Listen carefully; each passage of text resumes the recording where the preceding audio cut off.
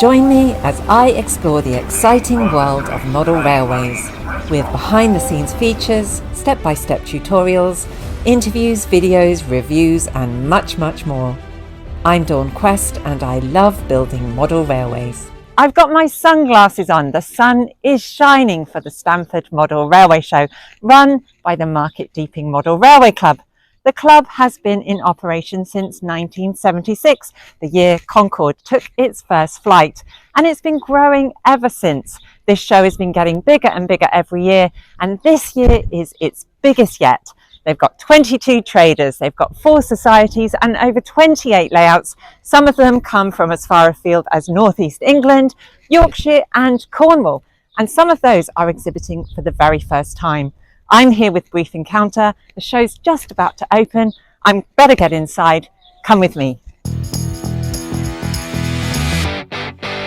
Let's go! I'm here at the stand with Brief Encounter and just a few minutes to go before we open.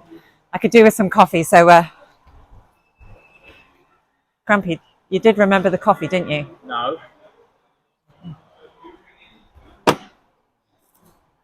Humbug? You're right then. There's a nice mix of gauges at this year's Stamford show, but 00 reigns supreme. Half of the layouts are 00 gauge, so let's start there with a few layouts that may be familiar. Starting with Eastgate Harbour by Robin Brogden. It's a stunning layout of a fictional port located on the English Channel coast in Kent. It was inspired by Folkestone Harbour Station, set in 1946-47. The war is over, but a military presence still exists.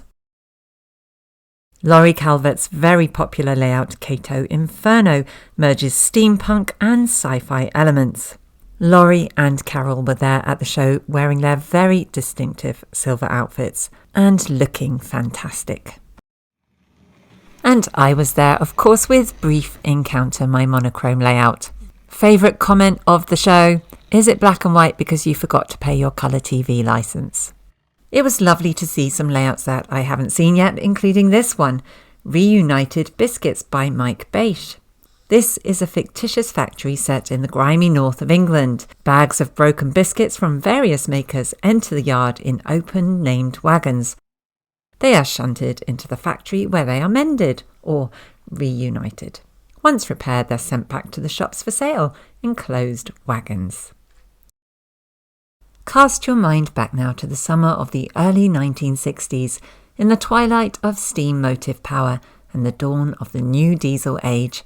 It's Withering by Martin Reynolds.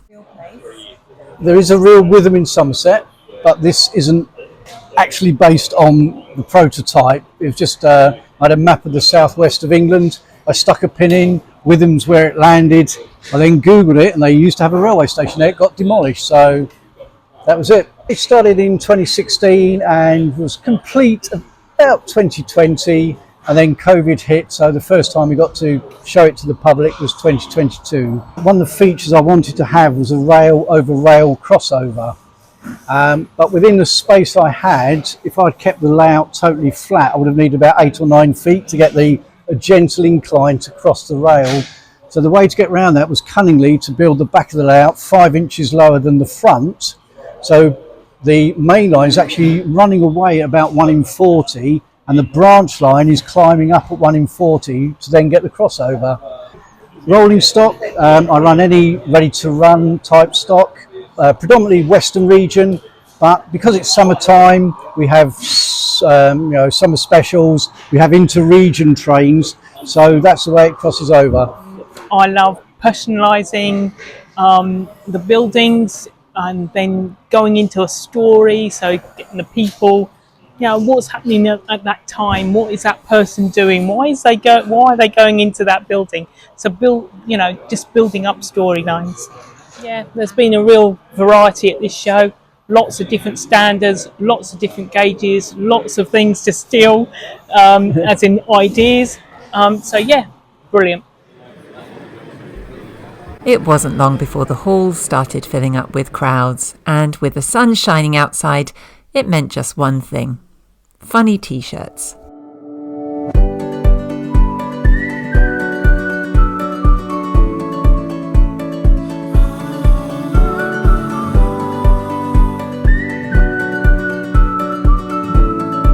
Time to take a look at some N gauge now and New Vadden Parkway, all the way from Cornwall.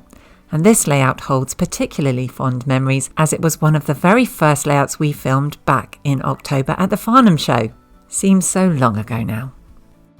New Vadden Parkway is a fictional layout set 2 miles to the south of Tolverton, a fast-growing town in the heart of the Cornish countryside, less than a mile south of the A30. Set to become a very busy station, land has already been acquired to the south for some shops and an extensive park and ride.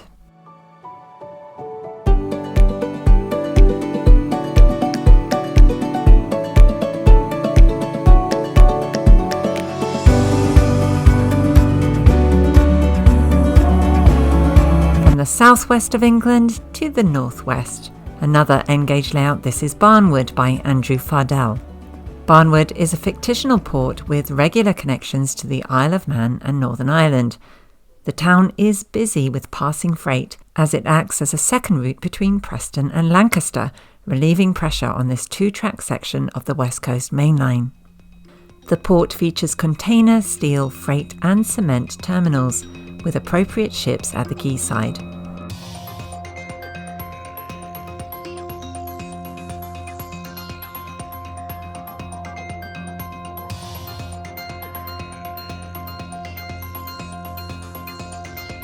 One of the first TT 120 layouts I've seen at an exhibition, in the UK at least. This is Holcombe Beach and was commissioned by BRM using the Hornby TT 120 track system. Holcombe Beach is designed to give access to those with mobility difficulties. The theme BRM selected was that of part of the Riviera line between Dawlish Parsons Rock and Teignmouth. The line was originally built by Isambard Kingdom Brunel in broad gauge, but was later changed to standard gauge. A huge amount of research was undertaken to get both rock formations and perspective correct.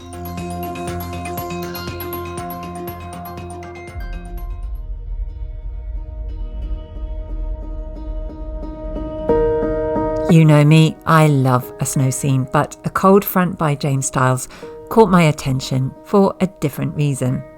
It's a 009 gauge 8x2 layout featuring a World War I themed supplies and medical trench scene.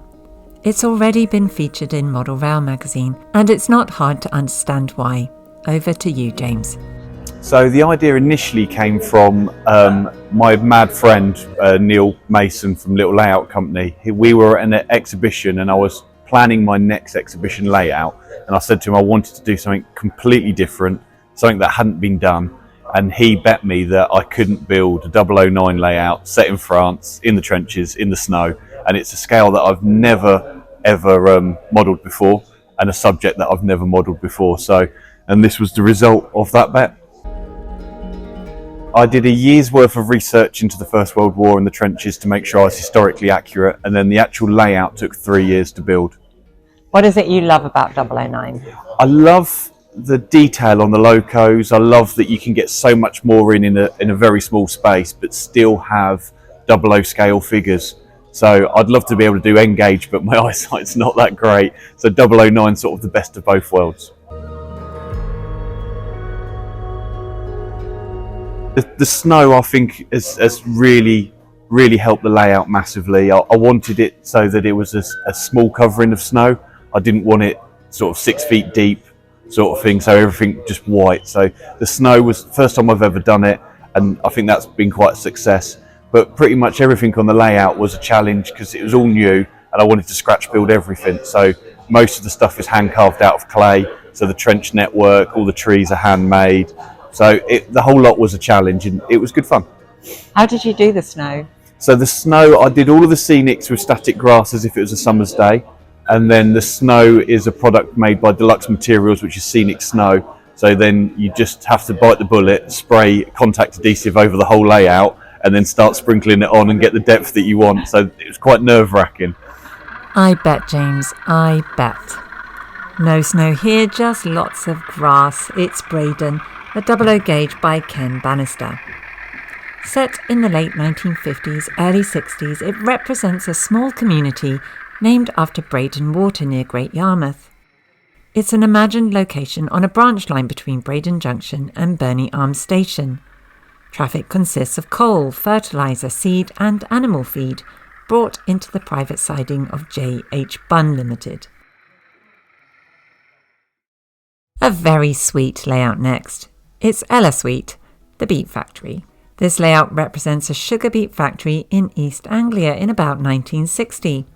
A steam tank engine owned by British Sugar operates in the yard, while British Rail delivers wagon loads of sugar beet, limestone, coal and materials used to process the beet. Up to 4,000 tonnes of beet per day could be processed, making 700 tonnes of sugar and molasses.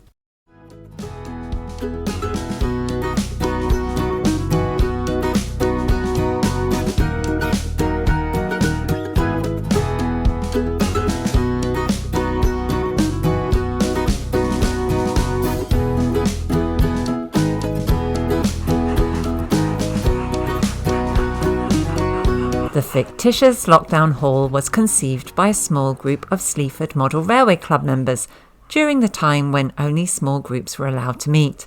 Remember then?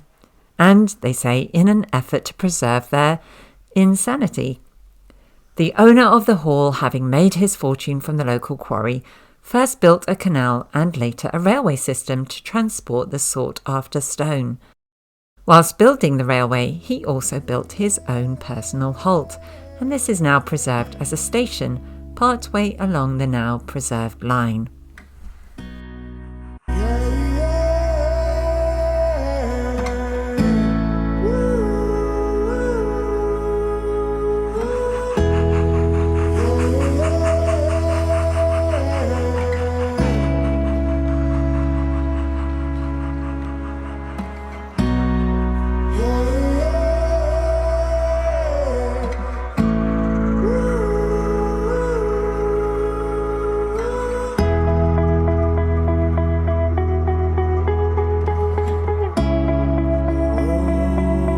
The minute I saw Eddie Edwards setting up Essex Brick on the Saturday morning, I knew this layout was going to be spectacular.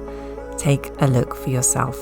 Well, back at the start of lockdown, I decided to make an exhibition layout. I had got a loft layout and I thought, no, let's try an exhibition layout. And I'm into 3D printing, so I decided, let's see if I can 3D print everything for the layout, which near enough I done. I bought a box of FlexiTrack, 3D printed the wagons, the points, the people, everything else is 3D printed. Covered it with air dry clay, and this is what appeared. How many bits and bobs and pieces have you had to print? Lots. I don't keep track on how many, but there's hundreds of people on there, which are all bespoke because I design them in a program called Make Human, and I pose them to the pose I need in Blender, and then I print them off and paint them. So it's quite an easy job once you get the poses, and you can just print as many as you like then. Looking at Essex Brick, it's so different. The buildings, the details. Did you have an artistic background? Did you know you had this part of you that was this creative? Artistic is not what I call myself.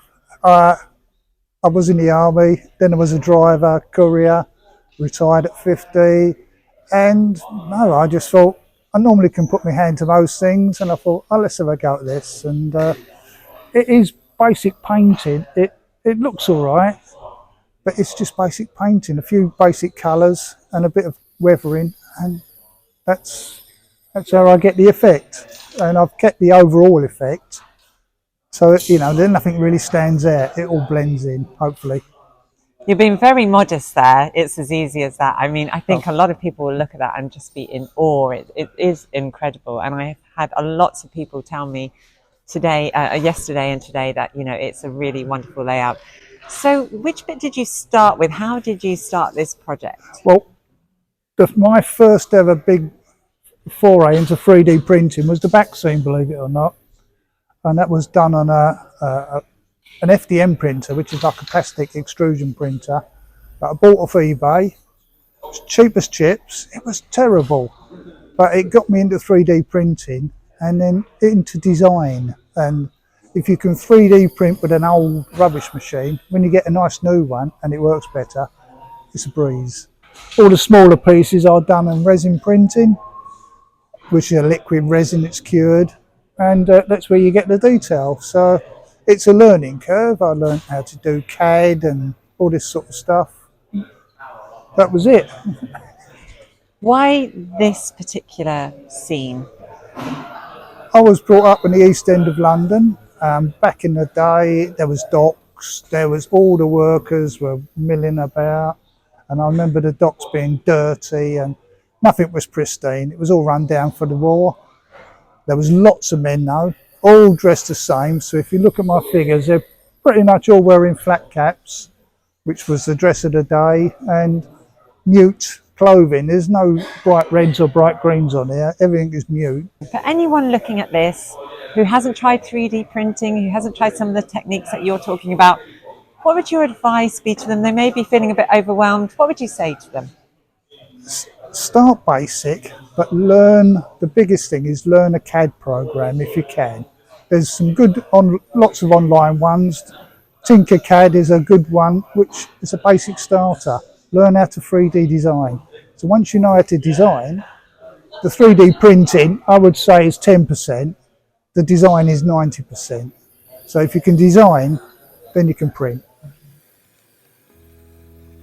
As many of you may know, Market Deeping Model Railway Club suffered a devastating disaster back in 2019 when on the morning of its model railway show, members turned up to see a truly horrible sight, layouts destroyed by vandalism.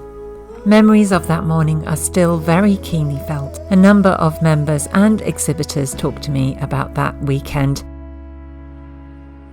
But what's clear to see is that Market Deeping Model Railway Club have worked tirelessly to keep bringing the show back. It's fantastic to see it thriving with traders, exhibitors and, of course, visitors. And this year they have a very special kids zone and a layout run by some of its junior members. The club now has over 80 members, 15 of whom are under 18.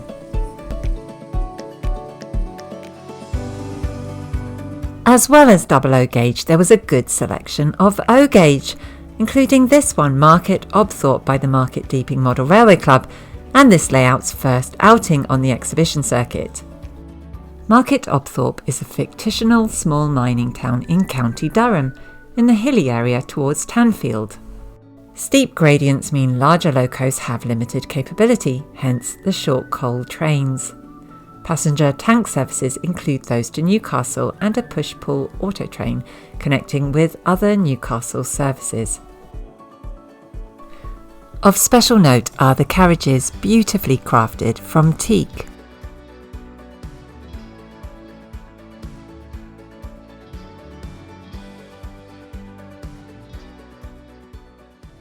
Tetbury by David Bayton was inspired by books on Great Western Branch lines from Paul Carroll and Stephen Randolph.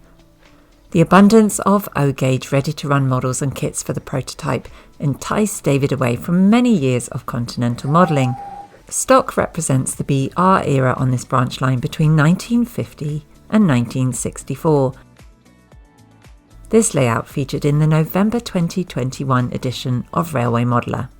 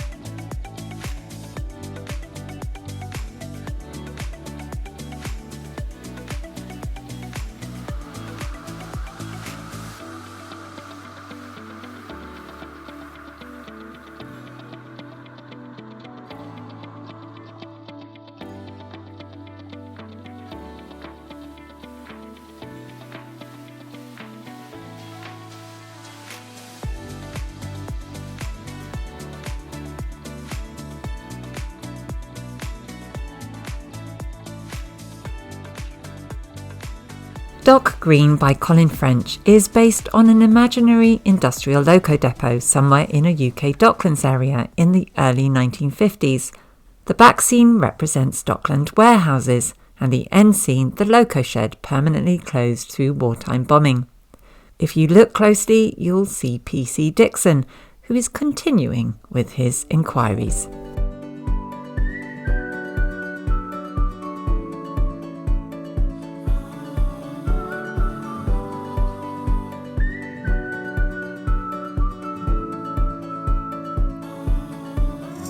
Harborn St Mary was originally built as a home layout, and you can see that the goods yard now fills space originally cut out for a chimney breast.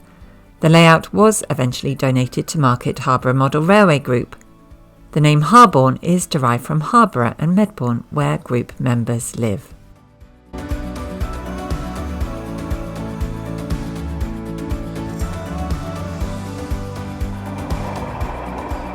Another layout making its debut at the Stamford Model Railway Show is Patrick Lane Flask Terminal by Neil Mason and the Little Layout Company.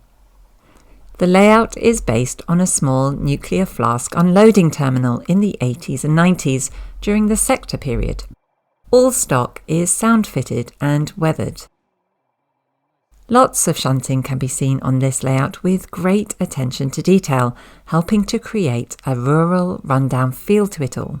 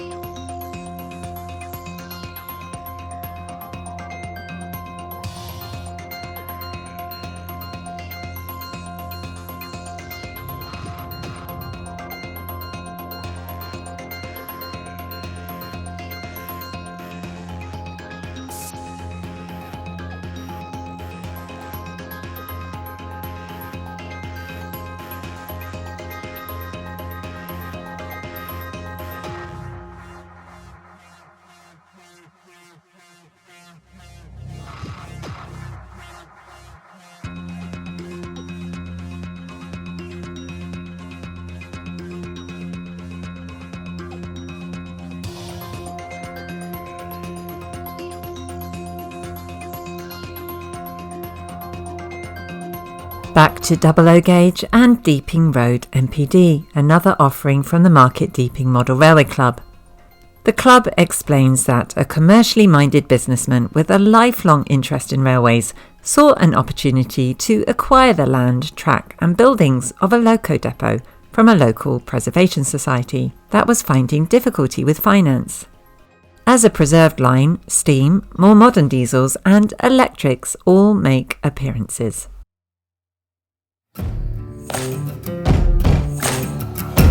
2HO gauge now, and Daniel Bonham's Geeksville has something of a split personality. It's actually two layouts in one, easily switchable between the HO scale Geeksville and the 00 gauge SCB Long Road TMD. Geeksville Depot is a fictional layout on the Union Pacific Railroad. The diesel maintenance depot is off the main line north of Greenwood, Nebraska. Built during World War II to help maintain the smaller steam and early diesel fleet, it has since seen many changes. The old roundhouse has gone, being replaced by a new and modified shed, servicing the much bigger diesel locomotives on the UPR of the late 50s to early 80s.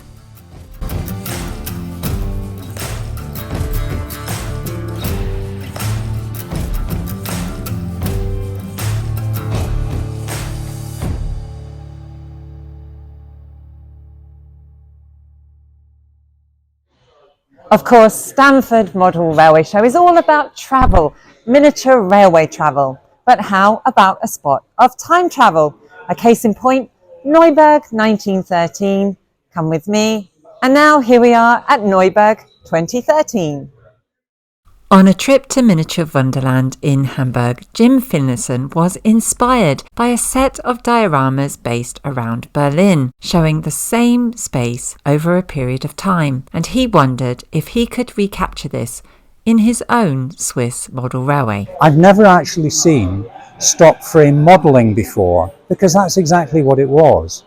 And it occurred to me, could you actually do stop frame railway modelling? Could you actually make a model stop framed with a time gap between them? And I came up with the idea then to do 1913, which was the absolute peak of steam power in Switzerland, and just logically 100 years on to 2013, which is fully electrified, and a very, very interesting evolution in between the two of them. Knowing I was going to build two layouts, they had to be relatively modest size, simply because, you know, you can only do so much when you're working on your own like that.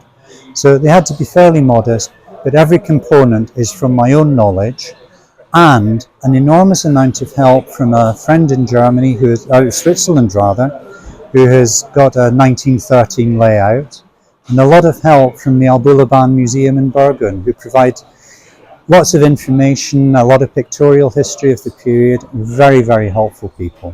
What have been the highlights of the show for you? Where we've got young folk and they're interested and they're keen, we get them on operating the layouts. They're our guest operators and they have a great time. The smiles on their faces when they're walking away. The mums and dads are so chuffed at them. Yeah, it's great. It's great to see people happy. Another newbie on the circuit is Daisy Lane by Simon Lemon from Distinct Designs. Daisy Lane TMD is a small diesel depot set in East Anglia in the late 1980s. The facility provides a loco refuelling and stabling point, together with a crew signing on point. It also handles loco maintenance and servicing for the local diesel fleet, along with emergency repairs and stabling to passing locomotives. Daisy Lane is a fantastic layout, and it certainly caught the eye of visiting judges Phil and Debbie from BRM, who awarded it Best in Show. Well done, Simon.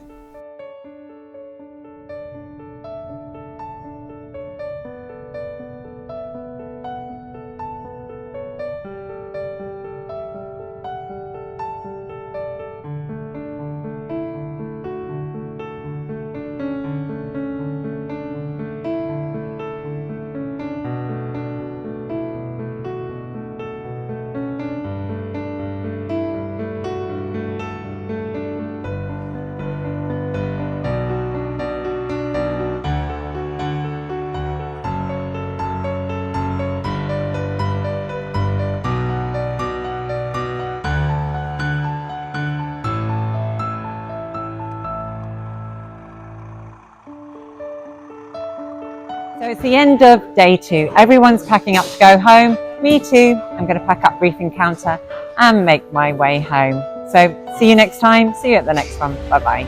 If you like this video, please do like, share and of course subscribe and hit the bell to be notified of all my future videos.